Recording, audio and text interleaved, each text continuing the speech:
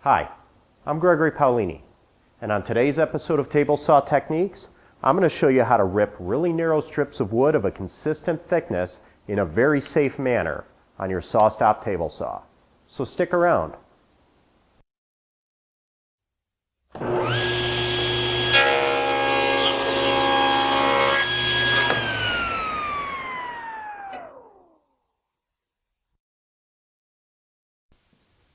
There are a lot of reasons you might need a thin strip of wood ripped from a wider board.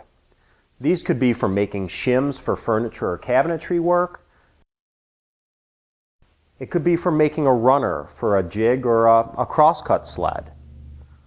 Or it could be that you need a lot of thin strips, all the same thickness, for bent lamination work. Regardless of why you might need these thin strips, let me show you some real safe ways to cut them.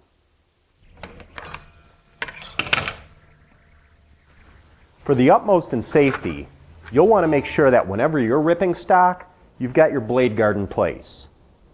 But because we're working on such small pieces, and I really want you to see what's happening here, for the purpose of this video only, I've removed the blade guard and I've installed the riving knife.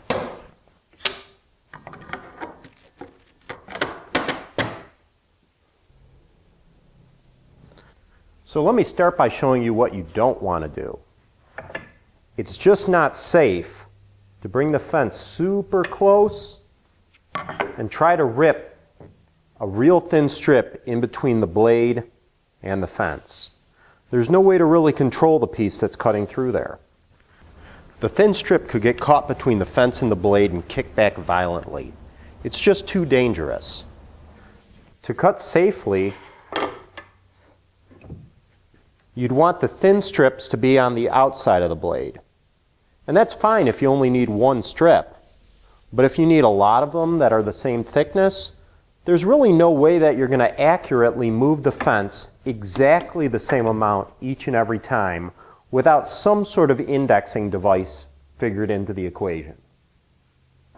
Now the key to just about any consistent cut is to utilize a stop block. And it's no different in this case. And the stop block that I like to use is pretty simple.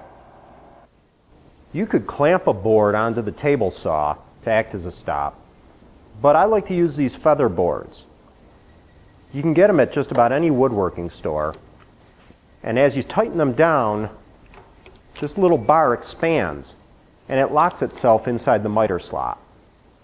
Alright, so I'm going to take this, I'm going to set it in the miter gauge, and again, I don't have the feathers towards the blade. I'm using the blunt edge, and what I'm using it for is just for a stop. That's it. The distance between the edge or the point of this block and my blade widthwise is the same thickness as the strip I'm trying to cut. The easiest way to get this measurement just right is by taking a straight piece of wood and putting it against your blade. Then measuring the desired width of the strip that you want, plus the thickness of the blade, or the kerf of the blade. In this case, that kerf is 1/8 inch, and my desired strip is 1/4 inch. So I'm looking to go to 3/8 of an inch. And I'll tighten that down. There we go. Now it's not going anywhere.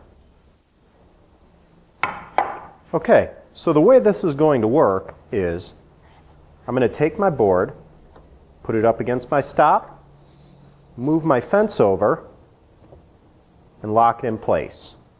I'm going to make a pass,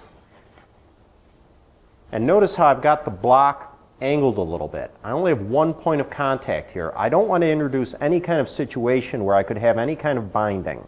So I want to make sure that my stop is angled away from me towards my cut. That's going to almost act like one single feather board. Alright, so I'll put this in, I'll make a cut, and the waist is now going to be 1/4 of an inch thick. After I make that first cut, I can readjust the fence, butting up against this again. And my second cut will be exactly the same thickness. I can do this over and over again. It gives me very predictable, consistent results. All right, I'll just put on some safety gear and we'll make some cuts.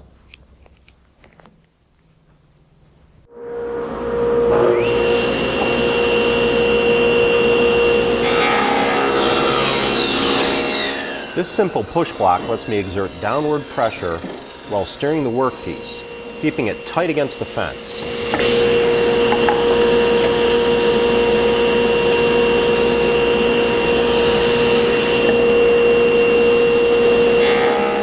The hook on the back of the push block allows me to kick the offcut safely to the side.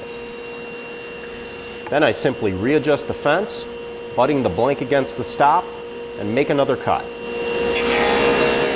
This setup ensures very consistent results and is super simple.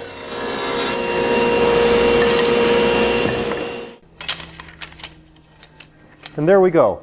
There's a bunch of thin strips that are all consistent thickness. These will make excellent runners for different jigs and that sort of thing. If I needed a thinner strip, let's say for lamination work, I could just decrease the gap between the blade and the stop. I can safely rip dozens of pieces, all a consistent thickness, thin enough for lamination work or even artistic projects. And that's how simple it is to safely rip narrow strips of wood on your SawStop table saw. Join me again for another episode of Table Saw Techniques.